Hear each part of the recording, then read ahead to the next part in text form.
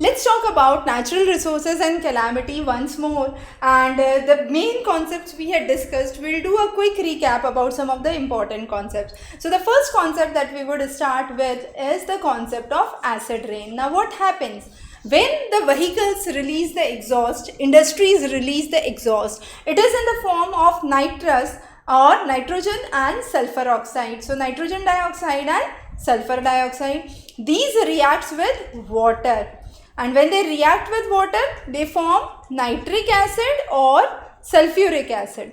So this is sulfuric acid, the other one is nitric acid. I understand the formulas could look a little difficult, but the concept is relatively simple. I give you a very simple example of Taj Mahal.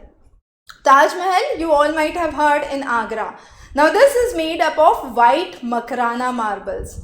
Now this white Makrana marble has recently turned out to become yellow. Why?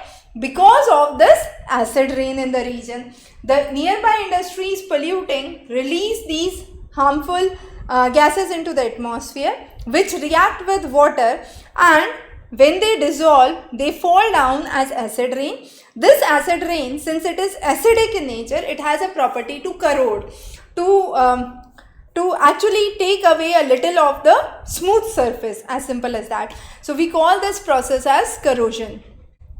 So the top layer corrodes, and that has happened with the white marble.